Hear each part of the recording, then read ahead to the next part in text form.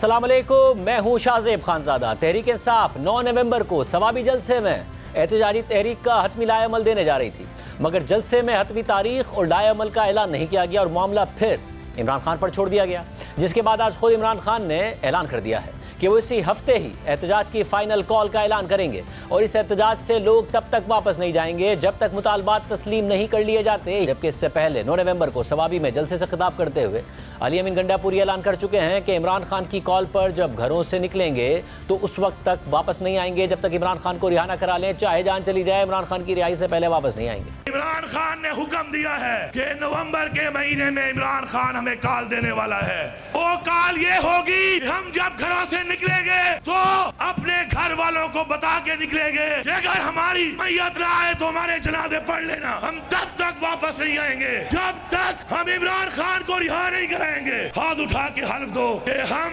अल्लाह ताला को हाजिर नाजिर जान रखकर ये हल्फ उठाता हूँ कि इमरान खान ने जो मुझे कॉल देनी है नवंबर के महीने में, जो कि फैसला कुन कॉल होगी, उसके ऊपर चाहे मेरी जान चली जाए, चाहे मेरा सब कुछ चला जाए, मैं उस वक्त तक जब तक इमरान खान को रिहा नहीं कराऊंगा अपने घर वापस नहीं आऊंगा। और हम ये करते हैं कि जब तक हमने तकब्बुर के पहाड़ को ना तोड़ा, हम मरेंगे भी सही और हम मारेंगे भी सही।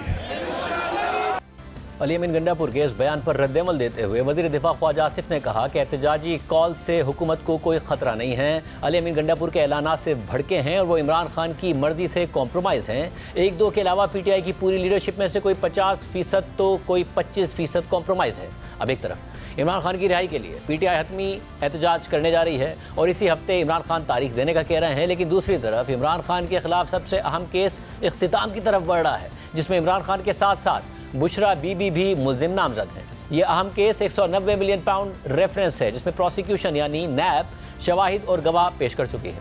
इमरान खान और बुशरा बीबी के वकला तमाम गवाहों पर जिरा मुकम्मल कर चुके हैं और अब उन्हें 342 का बयान रिकॉर्ड कराना है, जिसके लिए इमरान खान और बुशरा बीबी को 79 सवालात फराहम कर दिए गए हैं और अब अगली समाअत 13 नवंबर को होनी है। और अहम बात यह भी है कि इमरान खान के दीगर अहम केसेस के बरक्स इस केस में प्रोसिक्यूशन और अदालत का रवैया और तरीक़ाकार काफ़ी मुख्तलिफ और बेहतर नज़र आ रहा है, क्योंकि जिन 3 केसेस में इमरान खान को सज़ा हुई थी, यानी तोशाखाना केस, इद्दत केस और साइफर केस में अदालतें इंतहाई तेज़ी में नजर आईं।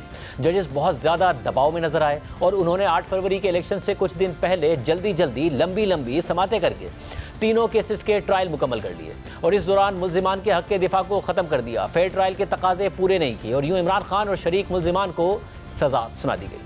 और इसी वजह से ट्रायल के तरीक़ाकार पर ही नहीं बल्कि फ़ैसलों पर भी कड़ी तनकीद हुई, संजीदा कानूनी सवालात उठाए गए और फिर जब आला अदालतों में ये फ़ैसले चैलेंज हुए तो वहाँ ये तीनों फ़ैसले टिक ही नहीं पाए। और इस वक्त सूरत हाल ये है कि साइफर और इद्दत केस के फ़ैसले ख़त्म हो चुके हैं, मुल्जिमान की बरियत हो चुकी है, जबकि तोशाखाना केस 1 का फ़ैसला मुअत्तिल है। मगर आम बात यह है कि 190 मिलियन पाउंड केस इन तीनों केसेस से मुख्तलिफ तरीके से आगे बढ़ रहा है। यहाँ ना जज ट्रायल में तेज़ी दिखा रहे हैं और ना प्रोसिक्यूशन उजलत में नज़र आ रही है, बल्कि खुद पीटीआई के वकला ताख़ीरी हरबे इख्तियार करते रहे हैं। यहाँ तक कि बुशरा बीबी के वकील की जानिब से नैब के आखिरी गवाह पर जिरा मुकम्मल करने में 38 समातें और 3 महीने का वक्त लगा, जबकि मजमूई तौर पर रेफरेंस दायर हुए 1 साल होने वाला है। मगर अब केस आखिरी मरहले में आगे बढ़ रहा है और आज एक बार फिर जब अडियाला जेल में समाअत हुई तो इमरान खान और बुशरा बीबी दोनों जेल के कमरा अदालत में मौजूद थे। पीटीआई के वकील फैसल चौधरी ने जज से कहा कि इस्लामाबाद हाई कोर्ट ने हुक्म दिया है कि पहले बरियत की दरख्वास्तों पर फैसला किया जाए, तो जज ने रिमार्क दिए कि इस्लामाबाद हाई कोर्ट से अभी कोई हुक्मनामा मौसूल नहीं हुआ। इस पर नैब के प्रोसिक्यूटर ने कहा कि मुल्जिमान अदालत में मौजूद हैं, उनके 342 के बयान रिकॉर्ड किए जाएँ। तो फैसल चौधरी ने मौक़िफ़ इख्तियार किया कि 79 सवालात पर मुश्तमिल सवालनामा है, इसके लिए हमें वक्त दरकार है। 342 के बयान के लिए 14 दिन का वक्त दिया जाए। तो इसके बाद अदालत ने समाअत 13 नवंबर तक मुलतवी कर दी। अब देखना यह है कि 13 नवंबर को इमरान खान और बुशरा बीबी 342 के सवालनामे का जवाब देते हैं या नहीं। इस वजह से बात करेंगे, हमारे साथ मौजूद है नुमाइंदा शबीर डार, बहुत शुक्रिया मुझे ज्वाइन करने के लिए। ज़ाहिर इमरान खान ने भी बात की, उनके हवाले से भी बताइएगा। और दूसरा 190 मिलियन पाउंड केस, या कहा जा सकता है कि अब ये बिल्कुल हतमी मरहला है, यहाँ जवाब होगा, 342 का बयान होगा और फिर उसके बाद फैसला आएगा। शाहजेब साहब, बिल्कुल आपने दुरुस्त फरमाया। जो बानी पीटीआई और बुशरा बीबी की जो लीगल टीम है, उनके मुख्तलिफ जो ताख़ीरी हरबे हैं, इसके बावजूद जो आखिरी गवाह पे 35-37 समातें हुई है, इसके बावजूद जो अदालत ने इस 190 मिलियन पाउंड रेफरेंस का जो ट्रायल है जिस तरह चलाया है, बड़ा स्मूथली चला है और उन्होंने बानी पीटीआई के वकला को कोई शिकायत का मौका नहीं दिया, बल्कि इमरान खान ने बजाते खुद 2-3 मरतबा इस ट्रायल कोर्ट पर एतमाद का इजहार किया है। अब चूंकि ये 190 मिलियन जो पाउंड रेफरेंस है, ये अपने आखिरी मरहले में दाखिल हो चुका है और नैब ने गवाहान की हद तक अपनी प्रोसिक्यूशन क्लोज कर दी है। अब मुल्जमान का सिर्फ 342 का बयान रहता है और उसमें अदालत ने बानी पीटीआई और बुशरा बीबी को करीबन 79 सवालात दिए हैं और 14 सफ़हात पर ये मुश्तमिल है, ये दोनों सवालनामे। तो आज उनको टाइम दिया गया था कि इसका जवाब दें, लेकिन आज उनके वकला ने अदालत में ये मौका इख्तियार किया कि जो इस केस में दोनों मुल्जमान की जो बरियत की दरखास्तें हैं, इस्लामाबाद हाई कोर्ट ने ये हुक्म दिया है कि पहले वो बरियत की दरखास्त सुनी जाए, उसके बाद जो 342 का बयान है वो हम दे देंगे, लेकिन उसके लिए भी 14 दिन का हमें वक्त दिया जाए। उस पर अदालत ने रिमार्क दिए कि इस्लामाबाद हाई कोर्ट का जो हुक्मनामा है वो हमें मौसूल नहीं हुआ है और उन्होंने बल्कि इमरान खान के वकला को भी कहा कि अगर आपके पास तस्दीक शुदा कॉपी है इस्लामाबाद हाई कोर्ट ऑर्डर की तो वो हमें दे दें, हमें इस तरह के कोई अहकामात मौसूल नहीं हुए हैं। दूसरा, उन्होंने 14 दिन का वक्त मांगा था, उसमें भी अदालत ने कहा कि इतना वक्त हम नहीं दे सकते क्योंकि सवालनामा भी दिया गया है, आप तैयारी करें और इसका जो 342 का बयान है वो अदालत में जमा कराएं और अगर आपके पास कोई शवाहिद है, गवाह आप पेश करना चाहते हैं तो वो भी आप कर सकते हैं, आपको पूरा मौका हम दे रहे हैं। जहां तक आपने बात की है इमरान खान की गुफ्तगू के हवाले से, स्वाबी का जो जलसा है इस हवाले से इमरान खान बहुत ज्यादा मायूस लग रहे थे आज, और जब वो गुफ्तगू के लिए आए सहाफियों की तरफ तो उनकी बॉडी लैंग्वेज से ही हमने अक्स किया कि वो डिसअपॉइंट है। जो भी स्वाबी जलसे में कहा गया या जो बताया गया या जो उसके मुतालिक जो प्लानिंग की गई थी उस पर अमल नहीं हुआ। ये उनकी जब वो गुफ्तगू के लिए आए तो शुरू में ही हमने ये अक्स किया कि क्योंकि उन्होंने जो 5-6 मिनट अपनी गुफ्तगू की, जो उन्होंने केसेस पे बात की या जो उन्होंने एहतजाज के हवाले से बात की, उसमें कहीं पर भी उन्होंने स्वाबी जलसे का जिक्र ही नहीं किया और उन्होंने शुरू में ही कहा कि मैं एक इंपॉर्टेंट बात करने जा रहा हूं, मैं अब तारीख देने लगा हूं फाइनल एहतजाजी कॉल। उसके बाद वो थोड़ा सा रुके और थोड़ा सोचा उन्होंने, उसके बाद उन्होंने कहा कि नहीं, मैं इसी हफ्ते जो है इसका ऐलान करूंगा। अच्छा, जब उनसे पूछा गया कि जो स्वाबी का जलसा है, आपने चूंकि 9 नंबर से पहले जो 2-4 समातें हुई है उसमें आपने मुसलसल स्वाबी जलसे का जिक्र किया और उसमें आपने ये भी बताया कि हम इसमें जो है लाएमल देंगे, ये फाइनल राउंड होगा हमारा, और आपने पार्टी लीडरशिप को भी हिदायत दी और बाकायदा आपने ये कहा कि अगर पार्टी लीडरशिप एहतजाज के लिए नहीं निकलेगी तो उनकी उस लीडर की, उस MNA या MPA की पार्टी में कोई जगह नहीं होगी, और आपने बाकायदा तौर पर इस बात का ऐलान किया था कि स्वाबी जलसे में हम आइंदा का लाएमल देंगे और तारीख का ऐलान भी करेंगे।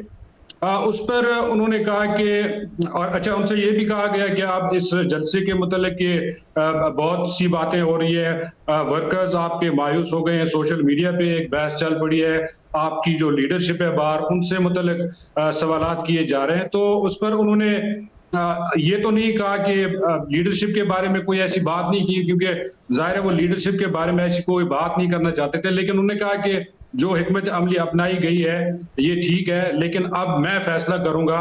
और उन्होंने जो बाहर उनकी पीटीआई की लीडरशिप है उन्होंने उनसे ये इख्तियार गालिबन वापस ले लिया, क्योंकि जो उनको बताया गया था, जो प्लान दिया गया था, उसका ना जिक्र हुआ ना उस पर अमल हुआ। अब इमरान खान ने कहा कि मैं खुद ऐलान करूंगा, जो फाइनल कॉल देंगे हम एहतजाज की, इस बारे में मैं फैसला करूंगा।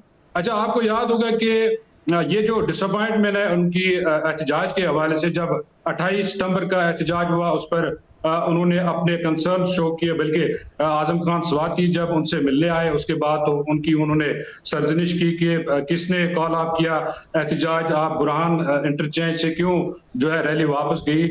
उसके बाद जो 5 अक्टूबर का जो एहतजाज था वो भी एक ड्रामाई अंदाज में खत्म हुआ, उस पर भी उन्होंने कंसर्न शो किए।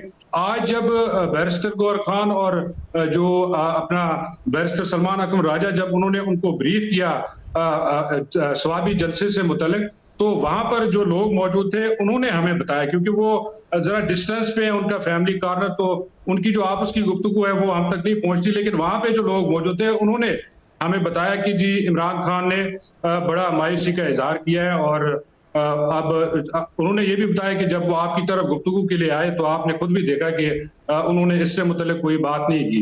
लिहाजा इमरान खान जो 9 नवंबर का जलसा है इस पर बड़े डिसअपॉइंट लग रहे थे, इसीलिए उन्होंने ये भी कहा कि अब मैं इस बारे में खुद फैसला करूंगा। बहुत शुक्रिया। अब तहरीक इंसाफ क्या अलग करने जा रही है कि जिसमें इमरान खान साहब को छुड़ा कर ही, रिहा कराकर ही वो बाहर वापस आने का दावा कर रहे हैं। हमारे साथ मौजूद अली मोहम्मद खान साहब, तहरीक इंसाफ के सीनियर नुमा। अली मोहम्मद खान साहब, बहुत शुक्रिया मुझे ज्वाइन करने के लिए। ज़ाहिर सवाबी जलसा में भी उम्मीद थी और तहरीक इंसाफ कह रही थी कि बहुत बड़ा क्राउड आएगा। सलमान अकबर राजा साहब कह रहे थे कि अवाम निकलें, अब अवाम को खुद निकलना पड़ेगा। साथ में मरवत साहब कह रहे थे कि अब इस्लामाबाद में धरना देना पड़ेगा 2-3 लाख लोगों के साथ, मगर उसमें भी ऐसा लगा कि सिर्फ एक जलसा हुआ, अब आगे तारीख की बात हो रही है। ऐसा क्या कर लेंगे कि इमरान खान साहब को रिहा करा लेंगे? बहुत शुक्रिया शाहजेब साहब। बिस्मिल्लाहिर्रहमानिर्रहीम। अल्लाहुम्मा सल्ली अला मुहम्मद व आलिहि व सहबिहि वसल्लम। काफ़ी बड़ी गैदरिंग थी स्वाबी में। मैं ये तो नहीं कहूँगा कि उतनी बड़ी थी जितना जब खान साहब होते थे, लेकिन मैं समझता हूँ कि खान साहब की गैर मौजूदगी में और गू ना गू की इस सूरत हाल में काफ़ी बड़ी गैदरिंग थी। हालांकि पंजाब साइड पे रोक इस बार भी थी। जो ये जलसा था इसमें कारकुन और सब कौम और अवाम इंतज़ार में थे कि आगे का लाएअमल क्या होगा। तो ये जो गंडापुर साहब ने बताया है, इस महीने शायद इमरान खान साहब कोई बड़ी हतमी कॉल उनकी तरफ से आए। वो कॉल जब आएगी इंशाल्लाह फिर सब निकलेंगे।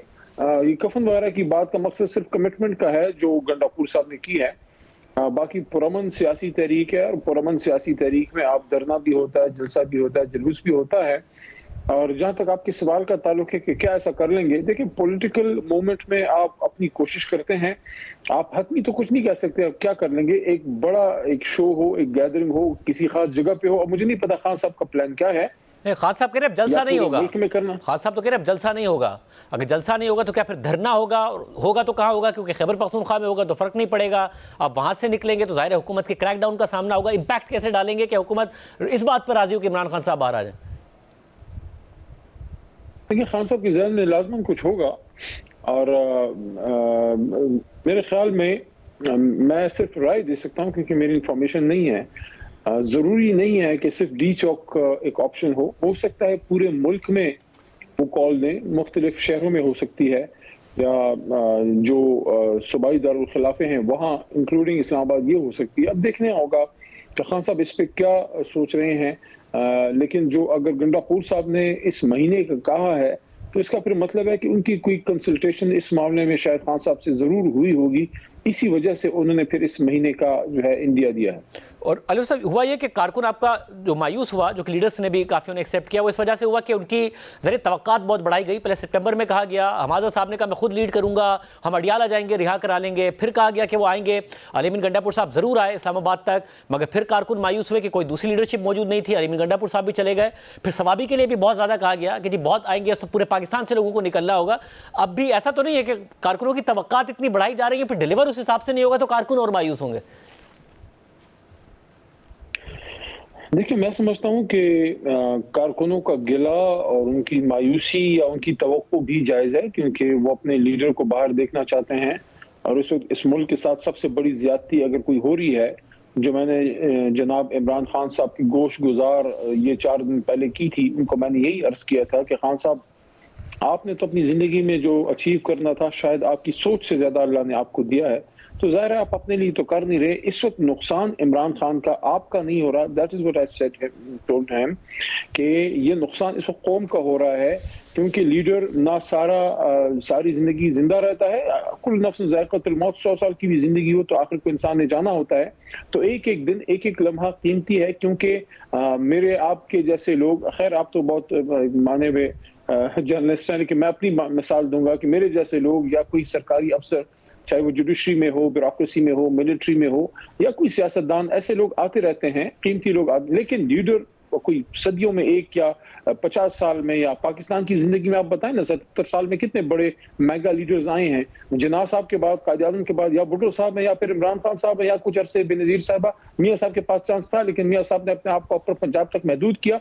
तो ये जो नुकसान हो रहा है अपना शाहजेब साहब, ये मुल्क का हो रहा है। देखिए इस वक्त आप सूरत हाल देख लीजिए, ये जो क्वेटा में 2 दिन पहले वाकया जो हुआ है, दिल दुखी है उस पर, क्योंकि हमारे जो जवान वहां शहीद हुए हैं। इसी तरह ट्राइबल बेल्ट की सूरत हाल देख लें आप, पाकिस्तान में अमन और अमान को देख लें, लोगों के चेहरों पे मायूसी को देख लें आप, इस वक्त इस मुल्क में मईशत की हालत देख लें, इन्वेस्टमेंट की दिगरगुन सूरत हाल देख लें आप, इस वक्त ये देख लें। इसमें इशू ये है कि एक जो इशू है वो ये कि जैसे ही आप प्रोटेस्ट की कॉल दें तो नजर आए कि हुकूमत कंसर्न है। अब मसला ये हो रहा है कि हुकूमत दिन ब दिन, आईनी तरमीम भी हो गई, अदलिया के अंदर भी अगर आपकी कोई एक्सपेक्टेशन थी वो भी सलमान अकबर साहब कह रहे हैं कि ना लोअर कोर्ट से उम्मीद है हमें, ना ऊपर की अदालतों से अब वो उस तरीके से इंसाफ की उम्मीद नजर आती है। उम्मीद यही कि अवाम बाहर निकले। तो हुकूमत अब ऐसा लग रहा है कि अपने आप को बहुत महफूज महसूस कर रही है। तो वो उसी वक्त मानेगी आपकी बात जब वो महफूज महसूस ना करे, या फिर ताकतवर क्वार्टर्स हल्के अपने आप को उन्हें लगे कि उनके ऊपर बहुत ज़्यादा दबाव आ रहा है। ऐसा नहीं है कि गुजरते टाइम के साथ आप उस दबाव को बढ़ाने में कामयाब हुए, वो तो कम हो रहा है। शाहजेब साहब, आप हुकूमती वज़रा के उल्टे सीधे बयानात और उनकी ये फायर वॉलों के कारनामे, इंटरनेट को बंद करना, ये किस्म किस्म के नए नए लॉज लाना, ये 15 मिनट के अंदर जो है तरमीम करना, आर्मी एक्ट में तरमीम करना, उसके साथ साथ सुप्रीम कोर्ट के लॉज में चेंज करना, गैर आईनी तरीके से आईनी तरमीम पास करना, लोगों को उठाना, और उसके साथ साथ उनकी परेशानी, उनकी चेहरों पे जो उड़ती हुई हवाइयां हैं, उससे क्या आपको लग नहीं रहा कि प्रेशर शिफ्ट हो चुका है? हम पे तो सिर्फ ये प्रेशर है कि खान साहब बाहर हैं, खान साहब मुतमईन हैं। ये जो आप बात करें सारे के सारे काम तो हो रहे हैं, इसमें कोई शक नहीं है, मगर क्या ये सारे काम हुकूमत की तरफ से और रियासती इदारों की तरफ से बहुत एतमाद के साथ किया जाना और उन्हें ये लगना कि ये बैकफायर नहीं करेगा, हालांकि बहुत सारे ममालिक में किया है, बांग्लादेश में भी किया है, ये उस कॉन्फिडेंस का मज़हर नहीं है कि उन्हें लगता है कि हम कर लेंगे और कोई पकड़ नहीं होगी, या फिर ये बैकफायर नहीं करेगा, या तहरीक इंसाफ के कारकुन या फिर अवाम बैकफायर नहीं करेगा, ये भी इस कॉन्फिडेंस की अलामत नहीं है कि वो ये सब कर लेते हैं। आप अपने प्रोटेस्ट की कॉल देते हैं, आप पे क्रैकडाउन हो जाता है, आपके लोग गिरफ्तार हो जाते हैं, उसके बाद बात आगे बढ़ जाती है, आप एक और प्रोटेस्ट की कॉल देते हैं, फिर तो ये भी उस कॉन्फिडेंस की निशानदेही नहीं है। देखें, बहुत से लोगों ने शाहजेब साहब तारीख में ये कहा है कि ये कुर्सी बड़ी मजबूत है। एक कुर्सी मजबूत है जिसका जिक्र आयतुल कुर्सी में आया है, बाकी सारी कुर्सियां बड़ी आर्जी हैं। मैं समझता हूं कि वो जो एक कहावत है ना कि ज़बान खल्क़ को नक़ारा खुदा समझो, तो कौम और ख़ासकर पाकिस्तानी कौम अल्लाह के करम से जो है ये बड़ी अवेयर कौम है। और ये मैं ये समझता हूं, मैं तो उन तमाम लोगों को सलाम पेश करता हूं जो शायद तालीम में कम हो लेकिन उनके जहनों में उजाला है, जो हक को पहचानते हैं, जो तारीख की राइट साइड पे इस वक्त खड़े हैं। मैं ये समझता हूं और ये मैं बड़ी अपनी एक सोच के साथ कह रहा हूं कि हम पे तो प्रेशर है जेल का, हम पे तो प्रेशर है गिरफ्तारियों का, लेकिन दूसरी तरफ एक बहुत बड़ा क्राइसिस है, और क्राइसिस है उनकी आइडेंटिटी का। क्राइसिस है कि उनके पास इस वक्त किसी किस्म की सैंक्टिटी नहीं है। और इस वक्त मसला ये पड़ गया है कि शहबाज साहब भी परेशान हैं, कि हैंडलर्स भी परेशान है कि करें क्या, क्योंकि कौम से दूरी ये बहुत बड़ी तकलीफ होती है किसी भी पॉलिटिकल एंटिटी के लिए या किसी भी नॉन पॉलिटिकल एंटिटी के लिए जिसके मुल्क में बहुत बड़े स्टेक्स हों। कौम जब साथ होगी अब सब कुछ कर सकते हैं। असल मसला इनका इस वक्त ये हो गया है कि कौम ने अपना फैसला कर लिया। और मैं जब कौम कहता हूँ ये नहीं कहता कि 25 के 25 करोड़, एक बहुत बड़ी मेजॉरिटी, 2/3 से भी शायद ज्यादा इस वक्त इमरान खान साहब के साथ हैं। एक ही तरीका है कि इमरान खान साहब से इनकी जान छूटे जो ये इमरान खान से तंग हैं, इमरान खान को इक़्तिदार मिले। अगर परफॉर्म करेगा तो बिस्मिल्लाह, अगर नहीं करेगा तभी कौम इमरान खान से पीछे हटेगी। इन हथकंडों से इमरान खान से कौम पीछे नहीं हट रही। एक चीज इस कौम ने साबित की। बहुत शुक्रिया अली मोहम्मद खान साहब की गुफ्तगू आपने सुनी। हुकूमत क्या फिर हिकमत अमली अपनाएगी? अगर फाइनल कॉल इमरान खान साहब दे रहे हैं, बात करेंगे हुकूमत से एक ब्रेक के बाद। हमारे साथ इस वक्त मौजूद हैं राना सनाउल्लाह साहब। राना सनाउल्लाह साहब, बहुत शुक्रिया हमें शो में ज्वाइन करने के लिए। राना साहब, ज़ाहिर है अब तहरीक इंसाफ कह रही है फाइनल कॉल होगी, जलसे की कॉल नहीं होगी, हतमी होगी, और फिर वापस उसी सूरत में जाएंगे जब इमरान खान साहब को रिहा करा लेंगे। इमरान खान साहब भी कह रहे हैं कि अब मैं हतमी कॉल दूंगा, तो हुकूमत इससे कैसे निपटेगी? देखें शाहजेब, मेरी राय में जो है इमरान खान साहब जो है वो अपनी पार्टी के साथ भी और अपनी पार्टी के कारकुनों के साथ, जो कि उनके साथ बड़े लॉयल हैं, कमिटेड हैं, उनके साथ सख्त ज़्यादती कर रहे हैं। एक ऐसी अहमकाना रवश और पॉलिसी इन्होंने पहले भी इख्तियार की, जिसका मुजाहरा ज़मान पार्क में कई महीनों तक होता रहा। उसके बाद जब जब उनको अदालतों में बुलाया गया तो उस वक्त अदालतों के घिराव की शक्ल में किया जाता रहा। और उसके बाद फिर 9 मई जो है वो इमरान ख़ान साहब के महीनों पे मबनी उस रवैये का नतीजा था जो 9 मई को हुआ। और उसके बाद फिर लोगों के साथ जो है वो बहुत ज़्यादा सख्त बर्ताव हुआ, लोगों के ख़िलाफ़ एक्शन हुआ और बहुत सारे लोग उसमें यकीनन कसूरवार थे। लेकिन जैसे होता है कि बीच में कुछ लोग जो है वो बेकसूर भी जो है वो रगड़े जाते हैं।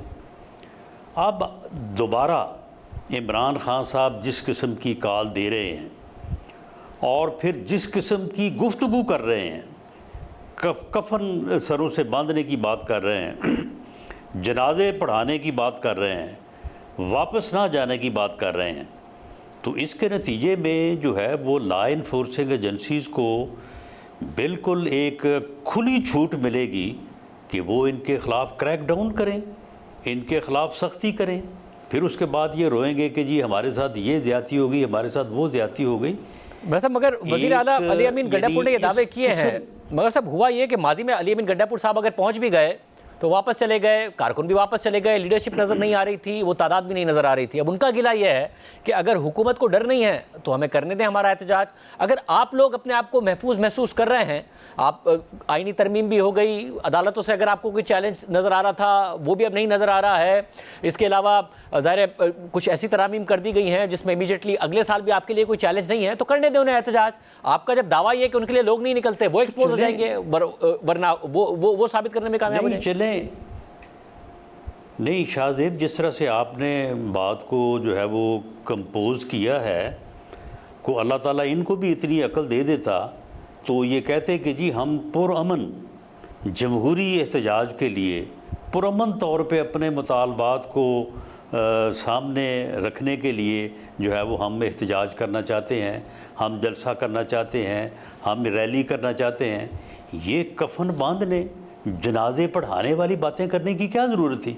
आप मुझे बताएं, जब एक आदमी आने से पहले ये कहे कि जी मैं कफन बांध के आपकी तरफ आ रहा हूँ, तो क्या फिर आप उसके लिए फूल लेके खड़े होंगे? मगर आप पॉलिटिकल गुलपाशी करेंगे? पॉलिटिकल रेटरिक है ना। अली अमीन गंडापुर साहब पहले भी ऐसे बड़े दावे करके आए थे, मगर फिर क्या हुआ? कुछ भी नहीं हुआ ना, वो चले गए। तो पॉलिटिकल रेटरिक है। नहीं तो फिर बात ये है कि जब आप एक इस किस्म का जो है वो सिलसिला बनाते हैं तो फिर आपके इल्म में है कि वायलेंस जो है ये तो जो है इसके ऊपर अजारादारी तो स्टेट की है, किसी और ग्रोह की, किसी ग्रुप की, किसी जमात की नहीं हो सकती। और अगर एक ग्रोह जो है वो इंतशार और फितना फैलाने के लिए, मुल्क में अफरा तफरी और अनारकी पैदा करने के लिए वो इस किस्म के दावे करके जब वो चलेगा, तो स्टेट के पास फिर वो पूरा जो है वो राइट है, कॉन्स्टिट्यूशनली भी और लीगली भी, कि उसको जो है वो रोका जाए और उसके ख़िलाफ़ ताकत इस्तेमाल की जाए। इस पे इशू ये है कि लोगों के साथ ज्यादती कर रहे हैं। तहरीक इंसाफ के अंदर जो फीलिंग है वो यही है कि आपके साथ बाकायदा तौर पर इस वक्त हुकूमत के साथ इदारे खड़े हैं और उन्हें पीछे हटाने के लिए जो आप लोगों की हिकमत अमली थी कि आपने प्रेशर डाला, सड़कों पर आए और उसके बाद जनरल बाजवा मजबूर हुए और वो पीछे हटे, जिससे इमरान खान साहब की हुकूमत के ख़िलाफ़ एक नो कॉन्फिडेंस के लिए आगे बढ़ाने का आपको मौका मिला, वही प्रेशर वो डालना चाहते हैं। आपको नहीं लगता कि अब वो प्रेशर बिल्कुल गलत है? अगर शाहजेब हमारी जो स्ट्रगल थी उसको अगर कोई इस तरह से जो है वो नरेट कर रहा है तो वो बिल्कुल गलत कर रहा है। हमने कब कहा था कि हम जो है वो सरों से कफन बांध के जो है वो एहतजाज के लिए निकल रहे हैं? हमने तो जब भी किया जलसा किया, वहाँ पे जो जब भी कोई स्पीच की तो बाजवा साहब का अगर नाम भी लिया तो बाजवा साहब का का नाम बाजवा साहब कह के लिया, फैज़ हमीद साहब को मुखातब किया, और कभी भी हमने कोई ऐसी रैली, कोई ऐसा लॉन्ग मार्च, कोई ऐसा शॉर्ट मार्च हमने थ्रू आउट नहीं किया। नहीं, आप देख लें। राजा साहब हुकूमत गिराने के दावे करके तो निकलते थे ना, बिलावल भुट्टो रज़ाई साहब भी निकलते थे, मौलाना भी निकलते थे, आपकी पार्टी भी क्लेम करती थी कि अब हुकूमत को गिरा कर ही आएंगे, हुकूमत को गिराएंगे। आप लोगों को नो कॉन्फिडेंस पर तो कायल भी पीपल्स पार्टी ने किया था, अदरवाइज तो आप लोगों का क्लेम था कि हुकूमत गिरेगी, इस हुकूमत को हम गिराएंगे, ये दावे तो किए जाते हैं। लेकिन शाहजेब, हमने कभी वायलेंस का नहीं कहा, हमने कभी कोई धरना जो है वो देने की बात नहीं की, हमने कभी भी जो है वो इस किस्म का जो जिस किस्म की वायलेंस ये करना चाहते हैं, या पता नहीं कर सकेंगे नहीं कर सकेंगे, चाहते भी हैं कि नहीं चाहते, सिर्फ इस किस्म की भड़कें लगा के ये अपने लोगों के साथ जो है वो ज़्यादती कर रहे हैं, उनको जो है वो मुश्किल और राजा जब ये जो कॉन्फिडेंस है हुकूमत का, तो कभी इस किस्म का नैरेटिव नहीं अपनाया था। राजा साहब, ये जो कॉन्फिडेंस है हुकूमत का, ये हालात व वाक़यात में फ़र्क की वजह से है कि जब आप लोग बाहर निकले थे उस वक्त के हालात में और आज के हालात में फ़र्क है, या शख्सियात के फ़र्क की वजह से है कि जनरल बाजवा में और मौजूदा आर्मी चीफ में फ़र्क है, किस वजह से है? क्योंकि हुकूमत तो आपकी भी कोई ऐसी मजबूत नंबर्स पर नहीं खड़ी अगर इमरान खान साहब की नहीं खड़ी थी। नहीं, देखें, जो हमारे वक्त में जो फ़र्क पड़ा था वो हमारी वजह से तो पड़ा नहीं था। उस वक्त सूरत हाल ये थी कि इमरान खान साहब इस्टेब्लिशमेंट की मदद से हमें ख़त्म करना चाहते थे। उनका झगड़ा इस्टेब्लिशमेंट से या बाजवा साहब से ये नहीं था कि वो कोई बाजवा साहब को जो है वो कोई बात कह रहे थे या कोई उनके साथ उनका कोई मामला था। मामला ये था कि इमरान खान साहब अपोजिशन को ख़त्म करना चाहते थे, वन पार्टी सिस्टम लाना चाहते थे, और इस्टेब्लिशमेंट से ये कह रहे थे कि इस्टेब्लिशमेंट उनका साथ दे ताकि वो अपोजिशन को बिल्कुल सफ़ाए हस्ती से मिटा दे। उस वक्त बातें हुआ करती थी कि जी 5,000 आदमी अगर आप जो है वो सफाया कर दें तो उसके बाद बिल्कुल हालात ठीक हो जाएंगे, मुल्क भी ठीक हो जाएगा। तो जब उन्होंने साथ नहीं दिया तो इन्होंने कहा कि जी ये तो मीर जाफ़र हैं, ये तो मीर सादक हैं, घर में अगर डाकू आ जाएं तो चौकीदार का क्या काम है कि चौकीदार जो है वो आगे उनके ऊपर फायरें ना करे। वो डाकू किन्हें कह रहा था? हमें कह रहा था। और इस बात का मुतालबा किससे कर रहा था? फ़ौज से कर रहा था, बाजवा साहब से कर रहा था कि इनको मारें। और जब इस्टेब्लिशमेंट जो है उनके इन ख़यालात के मुताबिक उनके साथ खड़ी नहीं हुई तो उन्होंने कहा कि जी ये तो मीर जाफ़र हैं, ये तो मीर सादक हैं। इमरान खान साहब जो है वो बिल्कुल अपनी हट धर्मी से और अपनी इस पॉलिसी से कि ना मैं किसी से बात करूंगा, ना मैं किसी के साथ बैठूंगा, अगर मैं हूं तो कोई नहीं है, मैं किसी को नहीं छोड़ूंगा, उस वक्त तक जब तक इस पॉलिसी से पीछे हट के ये अपनी बरादरी से मुराद सियासी जमातें, पॉलिटिशियंस, उनके साथ ये नहीं बैठेगा, इसके लिए कोई और जो है वो रास्ता नहीं है। मगर ना साहब अब तो ये तय हो गया ना कि इसी जिद और इसी हट धर्मी की वजह से अपनी हुकूमत इन्होंने गंवाई है। मगर ना साहब अब तो इसी वजह से जो है वो अब भी खुद भी मुश्किल का शिकार हैं, मुल्क को भी मुश्किल का शिकार किए हुए अपनी पार्टी को भी जो है तबाह बर्बाद कर रहे हैं। मगर 2014 से लेकर अब तक तो ये वाजे हो गया ना कि ऐसा नहीं है कि इमरान खान साहब आप लोगों के साथ टेबल पर बैठकर कोई भी हल निकालना चाहते हैं, चाहे वो पीटीवी पर हमला हो, चाहे वो पार्लियामेंट पर हमला हो, उसके बाद के हालात वाक़यात हों। पहले इस्टेब्लिशमेंट के साथ मिलकर करते थे, फिर 9 मई हुआ तो वो इस्टेब्लिशमेंट ही के खिलाफ हो गया। मगर उसके बाद भी अगर वो अब भी ये बात कर रहे हैं कि आप लोगों के साथ नहीं बात करनी है, अब भी सड़कों पर आकर हल निकालना है, तो वायलेंस अगर हुआ तो आपकी हुकूमत भी तो अदम इस्तेहकाम का शिकार हो सकती है ना। आपको मौका ज़रूर मिल सकता है तरीके से आप पर मजीद क्रैक डाउन करने का, मगर आपकी हुकूमत भी तो अदम इस्तेहकाम का शिकार हो सकती है।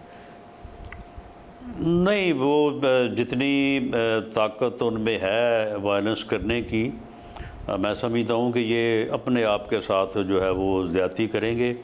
इनमें बिल्कुल इतनी सख्ती नहीं है। और ये बात सवाए इस बात के, अब देखें ना 9 मई इन्होंने किया तो 9 मई में क्या था इनके पास? 9 मई के दिन जितने लोग निकले हैं पूरे मुल्क में वो आपके सामने हैं। दूसरे दिन क्या तादाद थी और तीसरे दिन जो है वो टोटल 4 से 5 हज़ार। अब अगर ये कॉल देते हैं और पूरे पाकिस्तान से कॉल देते हैं और लोग निकलते हैं तो इनके साथ जो होना था वही होना था ना। फिर मौलाना साहब, अब भी अगर ये पूरे पाकिस्तान से लोगों को निकलने के लिए कॉल देते हैं, और ज़ाहिर पार्टी का तो दावा है कि बहुत लोग निकलेंगे, वो दावा ये कर रहे हैं, फिर जी बिल्कुल नहीं निकलेंगे लोग। अफरा तफरी और अनारकी की इस सूरत हाल के हक़ में नहीं है, बिल्कुल हक़ में नहीं है। इनकी काल के ऊपर बिल्कुल लोग नहीं निकलेंगे, और जो थोड़े से लोग निकलेंगे उनके लिए जो है वो फिर मैं समझता हूँ कि कल को फिर इनका ये कहना कि जी हमारे साथ ये हो गया, हमें फ़लाँ केस में पकड़ लिया, फ़लाँ में पकड़ लिया, फ़लाँ दफ़ा लगा दी, फ़लाँ दफ़ा लगा दी। और भाई जब आप सर से कफन बांध रहे हैं और जनाजे पढ़वा रहे हैं अपने, तो फिर उसके बाद फिर आपको इस किस्म का रोना धोना नहीं करना चाहिए। फिर तो साहब आप कह रहे हैं कि जो गंडापुर साहब ने तकरीर कर दी और जो इरादे अनाउंस कर दिए, उसके बाद अगर इस्लामाबाद आने की कॉल दी जाती है तो दाखिल नहीं होने दिया जाएगा, क्रैकडाउन होगा। ऐसा नहीं होगा कि आएँ धरना दें, पीसफुली चले जाएँ, ऐसी कोई नहीं होगी। जाने का तो खैर वो कहीं नहीं रहे, आएँ बैठ जाएँ, ऐसा नहीं होगा। जी बिल्कुल ऐसा नहीं होना चाहिए। तो जब उनके इरादे ये हैं कि वो घर वालों को ये कह के आ रहे हैं कि हम वापस शायद ना आएँ और सरों से कफन बांध के आ रहे हैं, तो फिर ऐसे लोगों को बिल्कुल आप मुझे ये बताएं कि ये कितनी दो नंबरी है इनकी। ये बंदा जो सर से कफन बांधने और घर वालों को अपने जनाजे का कह के आना चाहता है, तो ये पहले रिज़ाइन करके आए ना। ये रिज़ाइन करें। ये क्यों बैठे हैं असम्बलियों में, ये क्यों बैठे हैं पार्लियामेंट में? यानी मामला ये है कि आपने पार्लियामेंट में भी बैठना है, असम्बलियों सूबाई हुकूमत भी रखनी है, और उसके बाद आपने ये काम भी करना है। अगर इन्होंने सियासत करनी है, अगर इन्होंने इनकलाब बर्पा करना है, तो फिर इन चीज़ों को छोड़ें। मौलाना साहब ये तो लर्निंग है उनकी। पार्लियामेंट को भी छोड़ें, हुकूमत भी छोड़ें, और फिर ठीक है इनकलाबी जदोजहद करें। जब कामयाब हो जाएंगे तो ठीक है इनकलाब ले आएँ। मौलाना साहब ये तो माजी से थ्रू पार्लियामेंट जो है वो रेवोल्यूशन लाना चाहते हैं, ये तो थ्रू पार्लियामेंट इनकलाब लाना चाहते हैं। ये मौलाना साहब ये तो खुशाइंद है ना आपके लिए। माजी से उनकी लर्निंग है। उन्होंने खैबर पख्तूनख्वा की हुकूमत छोड़ी, पंजाब की छोड़ी, नेशनल असेंबली से रिज़ाइन किया, सड़कों पर आए, 9 मई हुआ, मगर उसका फ़ायदा नहीं हुआ, उल्टा पार्टी को नुकसान हुआ। तो वो ज़ाहिर है अब अपनी खैबर पख्तूनख्वा हुकूमत को भी रखना चाहते हैं, पार्लियामेंट में भी रहना चाहते हैं, सड़कों पर भी आना चाहते हैं। ये उनकी स्ट्रैटेजी का हिस्सा है। तो बस फिर ये स्ट्रेटजी जो है इसके हिस्से में नाकामी के अलावा कोई और चीज़ नहीं आएगी। और मैं एक सियासी वर्कर के तौर पे मैं तो खैर किसी भी जमात के सियासी कारकुन के साथ जो है वो मैं तो नहीं समझता कि उसकी लीडरशिप जो है उससे कोई ऐसा काम करवाए कि जिसके बाद जो है वो उसे मुकदमात का सामना हो, उसे जो है वो मुश्किलात का सामना हो। लेकिन बहरहाल ठीक है, जो लोग फिर इनके कहने में आएंगे। अब आप देखेंगे ये लोग जो पकड़े गए इस्लामाबाद में ये पिछले माह, तो उसके बाद वो क्या कह रहे हैं कि जी हमें क्या कह के लाए थे, ये कितने कितने पैसों का वादा करके लाए थे, और अब हम जब वापस आए हैं तो फिर उसके बाद इन्होंने हमारे साथ क्या सलूक किया है। यानी ये जो स्ट्रेटजी है PTI की, ये एक जमहूरी सियासी जमात वाली है ही नहीं। बहुत शुक्रिया राना सनाउल्लाह साहब हमारे साथ मौजूद थे। प्रोग्राम ब्रेक शामिल करते हैं, एक और आम खबर है, उस पर क्या डेवलपमेंट हुई है, तफसीलात आपके सामने रखेंगे ब्रेक के बाद। पाकिस्तान में तकरीबन 29 साल बाद पहला ICC इवेंट मुनक्किद होने जा रहा है। आइंदा साल 19 फरवरी से 9 मार्च तक ICC चैंपियंस ट्रॉफी पाकिस्तान में खेली जाएगी और इस इवेंट के लिए PCB की तैयारियां जारी हैं। स्टेडियम्स में कंस्ट्रक्शन का काम चल रहा है, लेकिन अभी तक इस टूर्नामेंट के बाकायदा शेड्यूल का ऐलान नहीं हुआ है।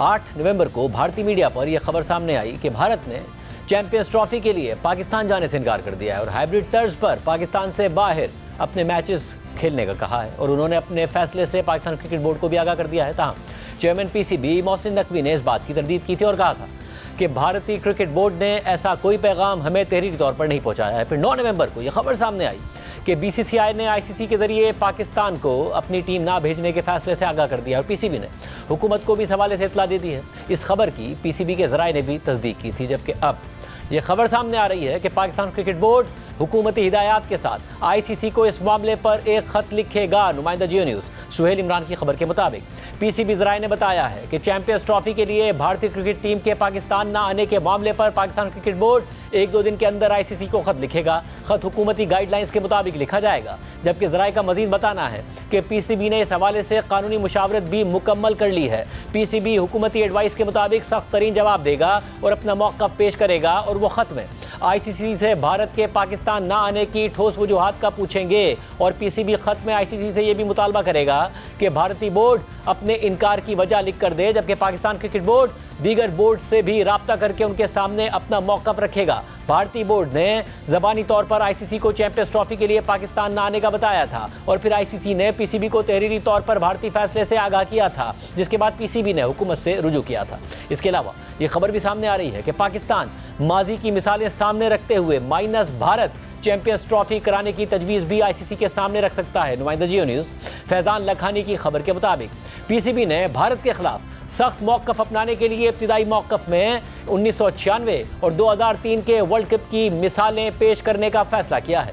1996 में ऑस्ट्रेलिया और वेस्ट इंडीज़ ने श्रीलंका में खेलने से इनकार किया था, जबकि 2003 में न्यूजीलैंड ने कीनिया और इंग्लैंड ने जिम्बाब्वे में खेलने से इनकार किया था। आईसीसी ने इनकार करने वाली टीमों के मैचेस में हरीफ टीमों को पॉइंट्स दे दिए थे। ज़राए के मुताबिक पीसीबी का आईसीसी के सामने ये मौक़िफ़ होगा कि माजी में टीमों के ना आने पर वेन्यू तब्दील नहीं किया गया और पाकिस्तान इस बुनियाद पर माइनस भारत चैंपियंस ट्रॉफी की तजवीज़ भी दे सकता है, जबकि ज़राए का कहना है कि चैंपियंस ट्रॉफी में तनाज़े पर पहला मामला आईसीसी बोर्ड मीटिंग में हो जाएगा। आईसीसी बोर्ड मीटिंग में फैसले के बाद कोई फरीक तनाज़ा हल कमेटी में ले जा सकता है, जबकि आलमी सालिसी अदालत का ऑप्शन आईसीसी के मुतल्लिका फोरम्स पर किसी फैसले के बाद ही होगा।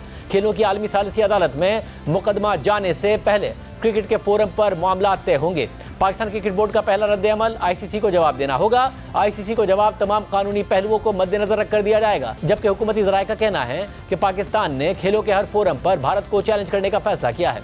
पाकिस्तान की जानिब से भारत की ओलंपिक्स बिड की भी मुखालफत की जाएगी। भारत 2036 में ओलंपिक्स की मेज़बानी का ख्वाहिशमंद है। पाकिस्तान ने खेलों में भारतीय रवैये पर इंटरनेशनल ओलंपिक्स कमेटी को खत लिखने का भी फैसला किया है। सारी सूरत पर बात करेंगे, हमारे साथ मौजूद है न्यूज़ के नुमाइंदे फैज़ान लखानी। फैज़ान लखानी, बहुत शुक्रिया मुझे ज्वाइन करने के लिए। आपकी खबर है कि क्या मौक़िफ़ पीसीबी अपना सकता है, अंदर की खबर क्या है? पीसीबी कितना पूरा एतमाद है कि उसका मौक़िफ़ माना जाएगा? अगर भारत नहीं आता तो भी पाकिस्तान में चैंपियंस ट्रॉफी होगी, हाइब्रिड मॉडल पर नहीं जाएगा आईसीसी, क्योंकि जाहिर है दूसरी तरफ तो एक एतमाद है कि हमारा इन्फ्लुएंस इतना है, हमारा इम्पैक्ट इतना है, पैसा इतना है कि हम मना लेंगे। देखिए शाहज़ेब, एक चीज़ समझने की ज़रूरत है कि अगर इंडिया की अहमियत है तो पाकिस्तान की भी इंटरनेशनल क्रिकेट में अहमियत है। जो पिछले हम अगर 3-4 आईसीसी इवेंट्स के नंबर्स देखें तो उसमें जो पाकिस्तान वर्सेस इंडिया मैचेस के जो नंबर्स हैं वो बड़े रिमार्केबल नंबर्स थे और उसकी अराउंड ही बहुत ज़्यादा आईसीसी इवेंट्स की ब्रांड वैल्यू बनती है। तो अगर आईसीसी इंडिया मना करता है तो पाकिस्तान भी अगर मना कर देगा ना, जो गवर्नमेंट है, पाकिस्तान की गवर्नमेंट ने इस वक्त जो पोजीशन ली है कि अगर इंडिया नहीं आता तो आपको भी इंडिया से खेलने की ज़रूरत नहीं। यहाँ पे पाकिस्तान बड़ा स्ट्रॉन्ग फुटिंग पे आ सकता है, क्योंकि अगले आईसीसी साइकिल में 4 इवेंट्स की मेज़बानी इंडिया को करनी है, जिसमें अगले साल आईसीसी विमेन वर्ल्ड कप है, उसके बाद आईसीसी टी20 वर्ल्ड कप है, फिर 2029 की चैंपियंस ट्रॉफी इंडिया में होनी है, फिर 2031 का वर्ल्ड कप इंडिया में होना है। तो अगर पाकिस्तान अपनी हुकूमती इस पॉलिसी को मद्देनजर रखते हुए इंडिया के इन चारों इवेंट्स का बॉयकॉट करता है तो आईसीसी को जो प्रोजेक्टेड 3.2 बिलियन की जो इनकम ब्रॉडकास्ट से होनी है और एडिशनल 1 बिलियन की इनकम जो दीगर रेवेन्यू मीन्स से होनी है, तो उसको भी डेंट पड़ेगा।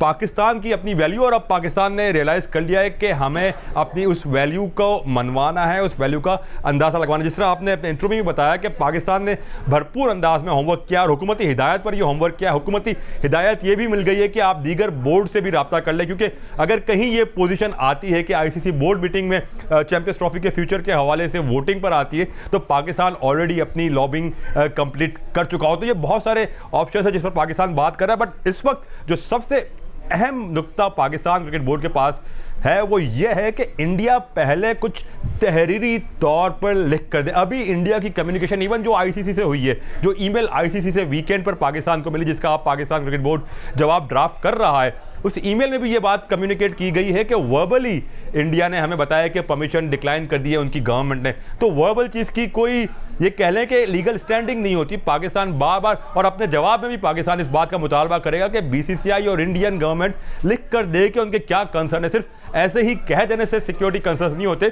आपको सिक्योरिटी कंसर्न्स जिसकी इंडियन मीडिया में भी बात आ रही है, तो सिक्योरिटी कंसर्न्स आपको साबित करना पड़ते हैं कि किस बुनियाद पर आपने असेस किया कि ये सिक्योरिटी कंसर्न्स है। दुनिया की 6 दूसरी टीमें आ रही है तो इंडिया को कौन सा सिक्योरिटी कंसर्न हो रहा है, तो ये बात उन्हें साबित करना पड़ेगी, उसके बाद ही बात आगे बढ़ेगी। बहुत शुक्रिया फैज़ान, तफसीलात बता रहे थे। प्रोग्राम में आगे बढ़ते हैं। सुप्रीम कोर्ट में आईनी बेंचेस की तश्कील का मामला अभी इब्तिदाई मराहिल में है और इस हवाले से आईनी बेंचेस के सरबराह जस्टिस अमीनुद्दीन खान की सरबराही में अहम इजलास भी हुआ है, जबकि दूसरी तरफ सुप्रीम कोर्ट के सीनियर जजेस की जानिब से आईनी बेंचेस के हवाले से अहम रिमार्क्स आने का सिलसिला भी जारी है। आईनी बेंचेस के सरबराह जस्टिस अमीनुद्दीन खान की सरबराही में आज सुप्रीम कोर्ट के रजिस्ट्रार और दीगर अफसरान का इजलास हुआ है।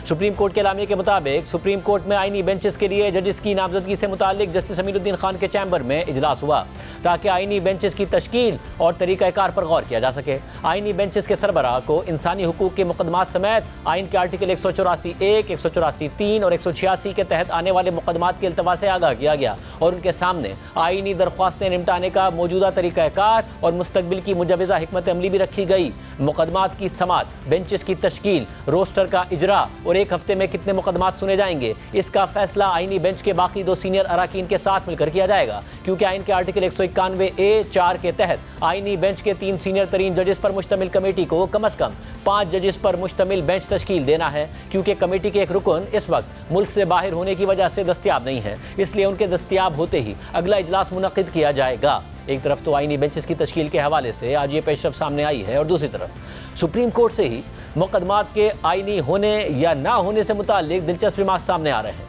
और आज भी जस्टिस मंसूर अली शाह की सरबराही में 3 रुकनी बेंच ने टैक्स से मुताल्लिक एक मुकदमे की समाअत की तो जस्टिस आयशा मलिक ने रिमार्क देते हुए कहा कि ये केस आईनी बेंच सुनेगा, हम रेगुलर बेंच में केस की समाअत कर रहे हैं। आईनी बेंच के तस्करे पर जस्टिस मंसूर अली शाह ने कहा कि फ़िलहाल कोई आईनी बेंच नहीं है, तो ये जो गैर आईनी बेंच बैठा है इसका क्या करना है। जब तक आईनी बेंच नहीं बैठेगा तो क्या हम गैर आईनी हैं?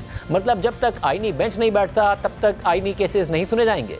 बार बार सवाल सामने आया है कि केस रेगुलर बेंच सुनेगा या आईनी बेंच सुनेगा। आईनी केसेस रेगुलर बेंच नहीं सुन सकता। वकला की तरफ से भी कोई मामलत नहीं आ रही। जस्टिस मंसूर अली शाह ने सवालिया अंदाज में रिमार्क दिए कि अगर हम केस का फैसला कर भी देते तो क्या होगा, हमें कौन रोकने वाला है। हम इस केस को सुन भी लें तो कोई हमें पूछ नहीं सकता। नज़रसानी भी हमारे पास आएगी तो हम कह देंगे कि हमारा दायरा इख्तियार है। जिससे आयशा मलिक ने रिमार्क दिए कि प्रैक्टिस एंड प्रोसीजर कमेटी इसका फैसला करेगी कि केस आईनी बेंच सुनेगा या रेगुलर बेंच सुनेगा, मगर इसमें भी अभी वक्त लगेगा। इसके बाद अदालत ने केस की समाअत गैर मुय्यना मुद्दत तक मुलतवी कर दी। ये पहला मौका नहीं है जब 26वें आईनी तरमीम के बाद सुप्रीम कोर्ट में मुकदमात की समाअत के दौरान उनके आईनी होने या ना होने का तस्करा हुआ है। 24 अक्टूबर को एक मुकदमे को मुंतकिल करते हुए उस वक्त के नामजद चीफ जस्टिस याया अफरीदी और जस्टिस शाहिद वहीद ने अहम रिमार्क दिए थे, जबकि 23 अक्टूबर को भी सुप्रीम कोर्ट के मुख्तलिफ बेंचेस ने 4 मुकदमात आईनी बेंच को मुंतकिल किए थे और जस्टिस मंसूर अली शाह ने अहम रिमार्क दिए थे। और उससे पहले 21 अक्टूबर को भी जस्टिस मंसूर अली शाह और जस्टिस आयशा मलिक पर मुश्तमिल बेंच के सामने मुकदमे के आईनी होने या ना होने का सवाल उठ गया था। आज की प्रोग्राम में इतना ही। इजाज़त दीजिए। अल्लाह हाफ़िज़।